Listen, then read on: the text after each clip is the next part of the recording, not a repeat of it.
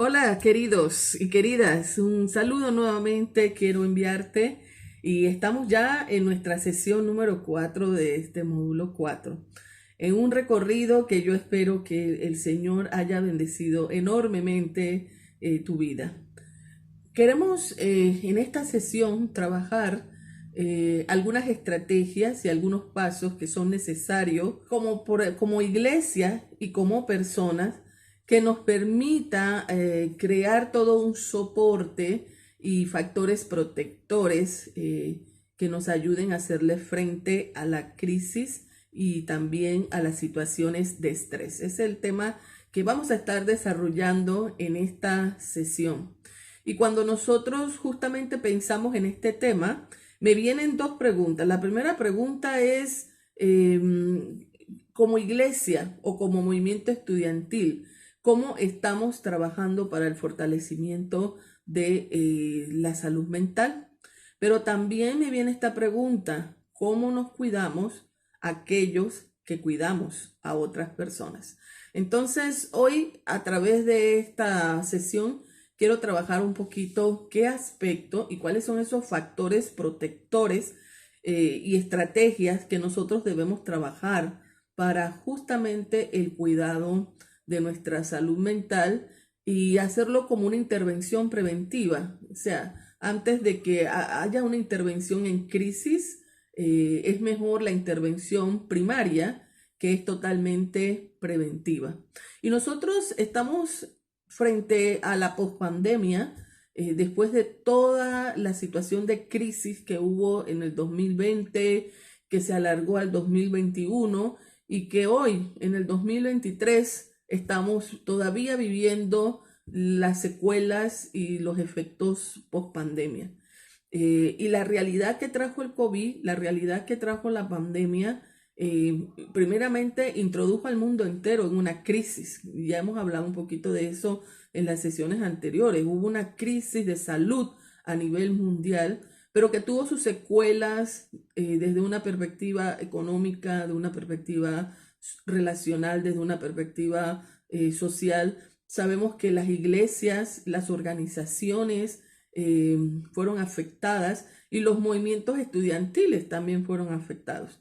Y todos los cambios que constantemente hemos vivido en nuestra sociedad, obviamente los índices de estrés que esto ha traído han sido altos. Recordemos que el estrés es una respuesta ante una situación de peligro y que por lo general esa situación se da cuando sentimos que estamos frente a un cambio. Entonces, todo lo que fue la pandemia y todo su efecto post pandemia, obviamente también ha producido secuelas y estados de estrés en nosotros.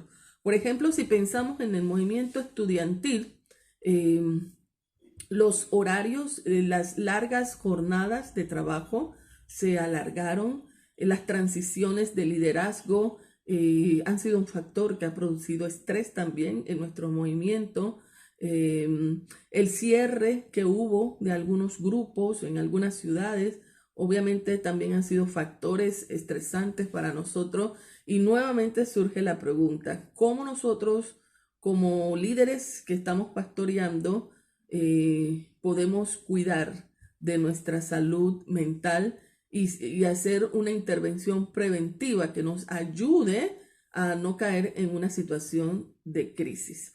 Vamos entonces a hablar acerca de esos pasos o estrategias que nos favorecen con recursos y aspectos protectores para hacerle frente a las crisis y el manejo del estrés.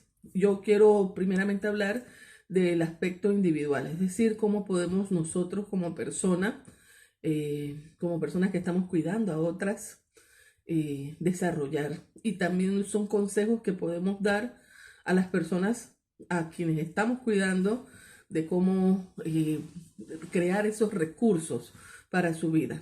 Primeramente quisiera mencionar y tal vez hacer una división. Hay un ángulo relacional, hay un ángulo individual y hay un ángulo relacionado con Dios. Ese famoso triángulo donde está Dios, nosotros y otros.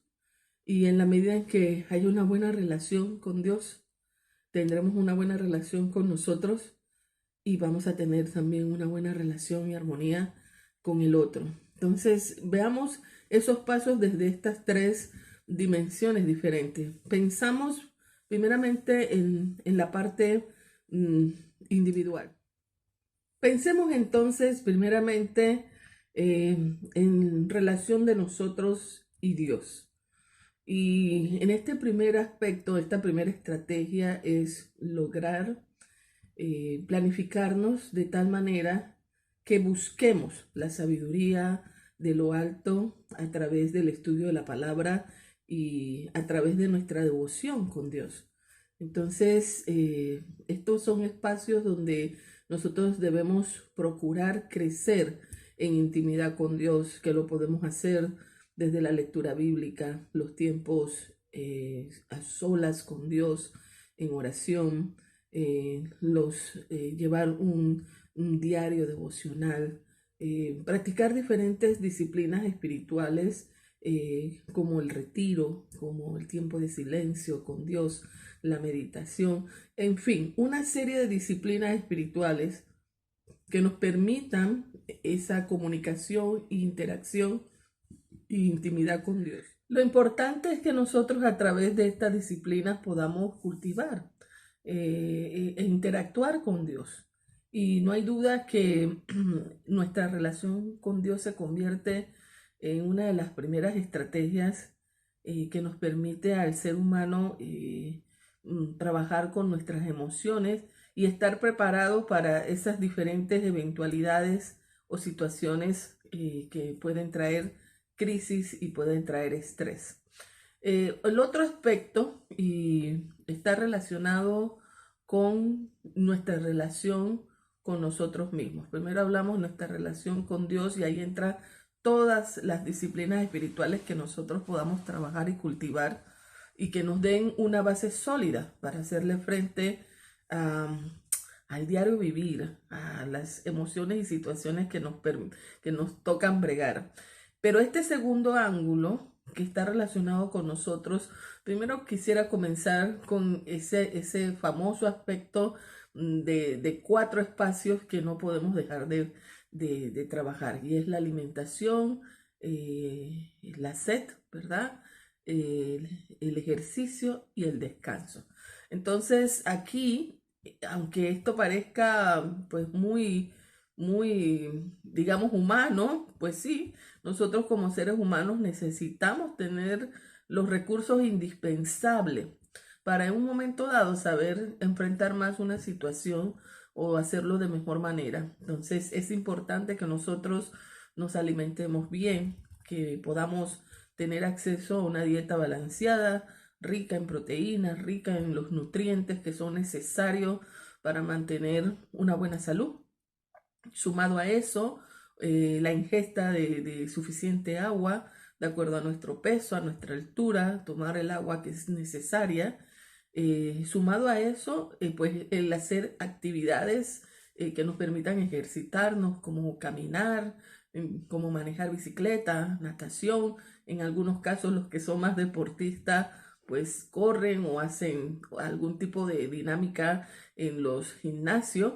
Y por último, pues el descanso, el sueño, el poder descansar las horas que tu cuerpo necesita para poder tener la capacidad de responder ante las situaciones diarias. Entonces, estos 4 aspectos que están muy relacionados con nuestra salud físicamente hablando, son necesarios y es una intervención primaria, es decir, alimentándonos bien, descansando bien, haciendo el ejercicio necesario y tomando la suficiente agua, vamos a tener como la base física para que nosotros podamos estar mejor preparados para hacerle frente a las situaciones de estrés y a las situaciones de crisis.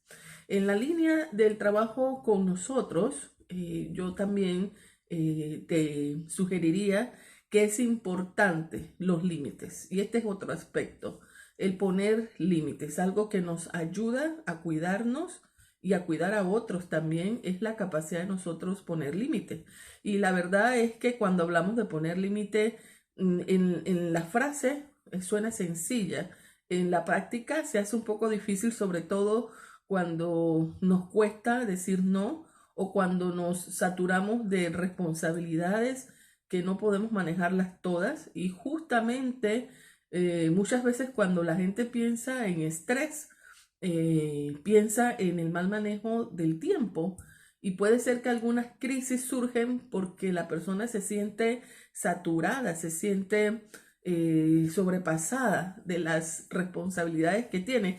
¿Qué pasa allí? Muchas veces son situaciones que hay que asumir: el trabajo, la familia, el cuidado de los niños, la educación si estamos estudiando, tomando algunos estudios, pero tenemos que reconocer que a veces ha sido pues el no planificar correctamente la capacidad que nosotros podemos tener para manejar la situación, de que es importante que nosotros antes de comenzar el nuevo día tenemos que haber terminado de iniciarlo en la planificación. Entonces, así pasa muchas veces con muchas situaciones que nosotros manejamos. El no haber planificado qué tanta capacidad tengo yo para asumir X o Y responsabilidad y el establecer los límites me va a llevar entonces a saturarme de responsabilidades, de tareas que van a provocar posiblemente un gran estrés. Entonces, una forma de cuidarnos es saber poner límites, saber la capacidad que nosotros tenemos para hacerle frente a las diferentes responsabilidades, y basado en eso, si tenemos que soltar algunas, algunas áreas, sobre todo pesa mucho cuando nosotros estamos en el servicio a Dios, en la iglesia, en el ministerio estudiantil. Entonces pesa mucho como qué área voy a soltar. Y ahí tenemos que pedirle discernimiento a Dios. Por eso nuestra relación primaria con Dios es importante, porque es allí donde también vamos a tener discernimiento. Dios nos va a dar discernimiento para saber a qué cosas tenemos que decir no y saber de que Dios va a poner otras personas a servir en esas áreas y con cuáles son las que voy a priorizar y con las que vamos a trabajar. También aprender a decir no a la gente. Entonces, hace muchos años también aprendí que si nosotros no manejamos nuestra agenda, entonces otros las van a manejar nuestra agenda por nosotros.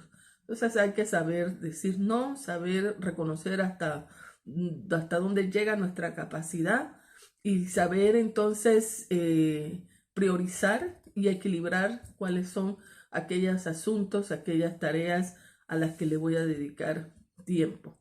En la misma línea de relación con nosotros, ya hemos hablado de la importancia de esos 4 aspectos de la salud. Hemos hablado de la importancia de poner límites, y yo te diría que un aspecto más en esa relación con nosotros mismos es que puedas tener la capacidad de buscar un mentor y de trabajar con mentores. Cuando entramos al tema del mentoreo, necesitamos mentores ascendentes, es decir, que son mentores que su experiencia es mayor que la de nosotros y podemos aprender de esa experiencia que ellos tienen. Pero también tenemos mentores horizontales, que son nuestros compañeros y que muchas veces puede haber un intercambio, un mentoreo mutuo, donde ambos pueden recibir y pueden dar. Y tenemos personas a las que estamos pastoreando y personas a las que estamos mentoreando, y ese es el mentoreo descendente. Entonces, en este punto, como alguien que está creando recursos para hacerle frente al estrés y hacerle frente a las situaciones posibles de crisis, es importante entonces que busques mentores. A veces en este tema de mentoreo pensamos que ay, nada más necesito un mentor, o el mentor tiene que ser alguien que viva en mi país o esté cerca. No, el mentor puede ser alguien a la distancia. Ahora con la tecnología podemos conectar perfectamente, y ese mentor no necesariamente va a ser tu mentor de todas las áreas de tu vida. Puede ser un mentor exclusivamente para una área de tu vida en la que tú necesitas requieres orientación de alguien. Entonces necesitamos mentores espirituales, necesitamos mentores que tengan que ver con la parte de desarrollo profesional, necesitamos mentores que nos ayuden en el área relacional, mentores que nos ayuden tal vez en el manejo de finanzas o en llevar adelante metas. Entonces cada uno sabe cuáles son necesidades específicas donde puede recibir ayuda de un mentor y que eso puede permitir tu crecimiento y tu desarrollo espiritual y tu desarrollo personal. Eh, Ahora, hemos visto las relacionadas con Dios, las relacionadas con nosotros, pero entonces hay otros aspectos, otras estrategias, pasos que dar para también crecer en nuestro cuidado de nosotros o cuidar con quienes estamos trabajando y pastoreando. Y ahí está el cultivo de relaciones claves. Y yo, en ese aspecto, es importante que tú puedas trabajar en las relaciones que son significativas para ti y trabajar para que sigan siendo fructíferas y sigan siendo agradables. Entonces, cómo yo trabajo con mi familia, cómo yo fortalezco mis lazos con mis amigos, cómo yo eh, eh, produzco o fortalezco lazos armoniosos con las personas que son más cercanas a mí. Y debe haber una intencionalidad de invertir tiempo, una intencionalidad de procurar dar lo mejor de ti cuando estás en relación con estas personas y una intencionalidad de abrir siempre los canales de comunicación, de confianza, de respeto. Y como familia se pueden tener tantas ideas que no se necesita tener muchos recursos para jugar juegos de mesa, jugar como familia, salir a caminar, inventar qué podemos en casa, qué podemos hacer para cuando es el tiempo familiar. Entonces, igual puede pasar con los amigos o la pareja. Es importante entonces que nosotros nos sintamos plenos también en cómo nos estamos desarrollando con las personas que son más importantes para nosotros. También en la línea de nuestra relación con nosotros mismos, en ese cuidado o pastoral personal, y que también con esto podemos ayudar a otras personas, está el tomar pausas durante el día o tomar pausas durante la semana. Y en la línea de ese cultivo de las disciplinas espirituales, como te comentaba hace un momento, es poder hacer pausas, un retiro de una media mañana, un tiempo a solas con Dios, pero una pausa que puede ser durante la tarde, durante la noche, durante la mañana, para meditar en tu vida y tomar tiempo para ver cuáles son los asuntos que tienes que resolver y cuáles son aquellos asuntos que son innecesarios que los sigas cargando. Igualmente, creo que es importante también siempre examinarse y buscar sanar heridas, si hay heridas, buscar sanar esas heridas. Y otro aspecto importantísimo es tomar tiempo para recrearse y para relajarse.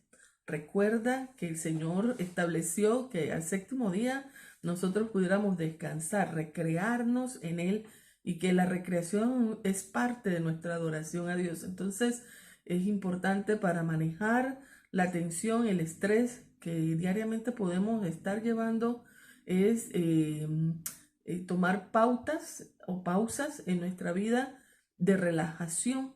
Y cada uno tiene una manera diferente de relajarse. Para algunos es acostarse a dormir, para otros es caminar, para otros es hacer ejercicio, para otros es hablar con alguien, para otros es leer un libro, escuchar música. Pero lo importante es que nosotros podamos hacer espacios para relajarnos y recrearnos, si es para respirar profundo, pero que podamos entonces tomar esos espacios también para relajarnos. Y sumado a todo esto, otra estrategia que nos ayuda mucho es el que nosotros podamos ser agradecidos. Y siempre y va muy ligado en nuestra relación con Dios al llegar la noche o al comenzar el día, como te sea más fácil para ti, siempre tener algunos ejercicios que nos permitan reflexionar qué ha sido el día, cuáles son aquellos aspectos que puedo celebrar y comenzar a una disciplina de gratitud, de acción de gracia, pero también pensar en cuáles son los aspectos que no celebro y preguntarte de qué manera Dios quiere que tú puedas trabajar y afrontar esas situaciones. Y solo ese ejercicio te puede ayudar a canalizar emociones, sentimientos, y te va a permitir ubicarte y tranquilizar tu corazón. Y solo ese ejercicio te puede ayudar como una terapia diaria para que haya una buena salud emocional, una buena salud espiritual y sobre todo una buena salud física. Ahora quisiera mencionar, porque hablé de los aspectos que el individuo, la persona puede desarrollar para crear esos factores protectores ante la crisis y el estrés. Ahora yo quisiera mencionar cómo la iglesia, cómo las comunidades de fe pueden ayudar también a sus miembros a tener los recursos y desarrollar estos factores protectores. Primeramente, mencionaría el capacitar a sus líderes y el capacitar a los miembros de la iglesia justamente con estos temas preventivos. Eh, sí, cómo intervenir ante una crisis de catástrofe, y estos temas que nosotros estamos hablando de manejar, del manejo emocional, del manejo del estrés, del autocuidado, y habrá muchos otros temas importantes que la iglesia puede enseñar a sus miembros y a sus líderes para saber cómo afrontar una crisis de mejor manera, la consejería, el arte de escuchar, entre otros temas que la iglesia debe ayudar para fortalecer. Y sobre todo también cuando hablamos de temas relacionados con la familia o el individuo, temas que van a ayudar a que el individuo conozca y sepa cómo manejar algunas situaciones antes de que suceda la crisis. Por otro lado, otro aspecto importante que la iglesia puede aportar en el desarrollo de estos factores protectores es canalizar actividades de la iglesia que estén centradas en la persona y no estén centradas únicamente en una agenda que hay que llenar y hay que trabajar. Que el líder, el pastor principal, todas las actividades que realicen, los programas, los eventos que puedan planificar, la línea sea hacer algo integral y esté centrado en el individuo más que solamente en una agenda. Otro aspecto en que la iglesia puede colaborar a crear estos factores protectores es siempre la manera en cómo desarrollan su dinámica interna, fortalecer vínculos, fortalecer sobre todo los vínculos con las familias entre ellos y fortalecer los vínculos los unos con los otros. Porque el fortalecer los vínculos relacionales nos ayuda muchísimo. Puede ser en algunos momentos sí, el factor de la crisis, pero cuando sabemos canalizar esto de mejor manera, entonces se va a convertir en un recurso para manejar de mejor manera las situaciones de estrés o las situaciones de crisis. Por otro lado, obviamente muy ligado a todo esto, es que el líder, el pastor, pueda enseñar una teología que ayuda a la persona saber cómo relacionarse con estos temas, una teología holística donde se vea al ser humano de manera integral y todas aquellas áreas de su vida en la cual hay que aportar y crecer para la persona. Y otro aspecto importante que en la que la iglesia puede aportar para el crecimiento de estos recursos protectores ante la crisis y el estrés es resaltar los atributos de la comunidad de gracia. Cuando nosotros leemos el texto bíblico, encontramos que está la palabra ayos más de 47 veces en la Biblia. ¿Y dónde vamos a encontrar esa palabra ayos? Ayos cada vez que tú leas los unos a los otros. Entonces, cuando nosotros leemos el Nuevo Testamento, sobre todo, hay cuidarse los unos a los otros, confesar los unos a los otros, amarse los unos a los otros, servirse los unos a los otros, soportarse los unos a los otros. Y hay cantidad, y eso es una expresión de la comunidad de la gracia, el que estemos los unos a los otros, los unos para los otros. Entonces, la iglesia debe de fortalecer, que la iglesia se convierta en una comunidad de la gracia donde constantemente los unos a los otros se promueva y se practique. Estos son entonces algunos recursos que la iglesia puede utilizar y que también individualmente podemos utilizar para la intervención preventiva de la crisis y para el manejo del estrés. Que el Señor nos haya bendecido. Espero que el Señor te haya bendecido a través de estas diferentes sesiones y que te sientas capacitado para saber cómo pastorear y cuidar mejor de ti y cuidar también a aquellas personas que Dios ha puesto en tus manos.